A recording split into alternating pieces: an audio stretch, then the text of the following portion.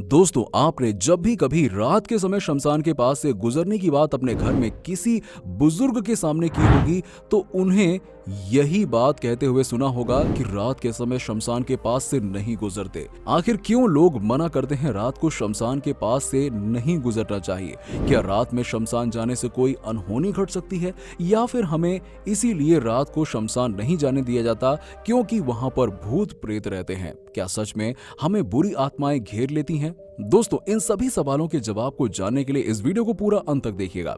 हिंदू धर्म में ऐसी मान्यता है कि चाहे मनुष्य हो या जानवर, हर किसी को अपने कर्मों के अनुसार जन्म के चक्रों से बंधना पड़ता है जब तक कि उन्हें मोक्ष की प्राप्ति न हो जाए।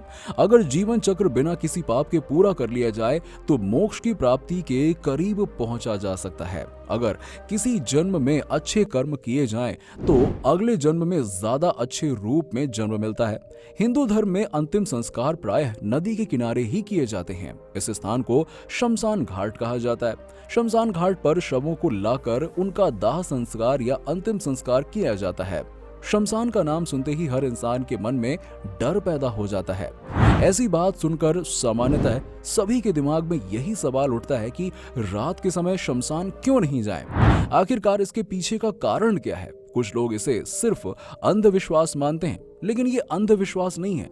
दरअसल रात के समय निशाचरी या नकारात्मक शक्तियों का अधिक प्रभाव रहता है।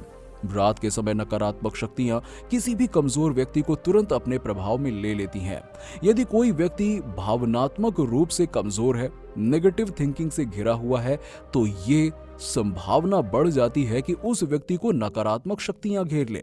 जब व्यक्ति इन नकारात्मक शक्तियों के प्रभाव में आ जाता है तो उसे कई तरह की परेशानियों से घेर लेती हैं वो। इसीलिए रात के समय शमशान में जाना हमारे लिए वर्जित किया गया है। विज्ञान भी मानता है कि सकारात्मक और नकारात्मक शक्तियों का प्रभाव हम पर होता है। कमजोर सोच के व्यक्तियों को नकारात्मक शक्तियां तुरंत प्रभावित कर लेती हैं। भगवान शिव और मां काली को शमशान घाट का भगवान कहा गया है।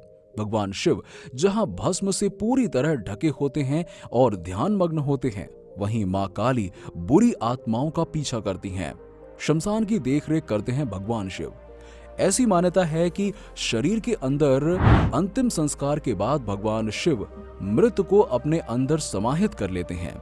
इसीलिए किसी मानव को अपनी उपस्थिति से इस प्रक्रिया में बाधा नहीं पहुंचनी चाहिए, नहीं तो उन्हें मां काली के प्रकोप का सामना करना पड़ सकता है। हिंदू शास्त्रों के अनुसार दिन के समय भी किसी भी इंसान को शमशान घाट में नहीं घूमना चाहिए। इस समय भी बुरी आत्माएं सक्रिय हो जाती हैं और मानव इन बुरी आत्माओं का नकारात्मक शक्तियों से लड़ने में सक्षम नहीं होता है। शमशान घाट पर आत्माओं, भूत प्रेत आदि का निवास भी माना जाता है। यहाँ अघोरी भी होते हैं।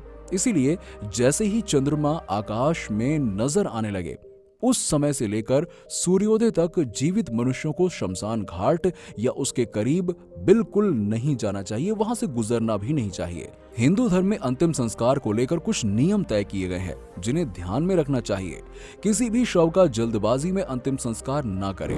अगर किसी व्यक्ति के दिन के समय मृत्यु हो जाती है तो शव को 9 घंटे बाद ही अंतिम संस्कार करना चाहिए।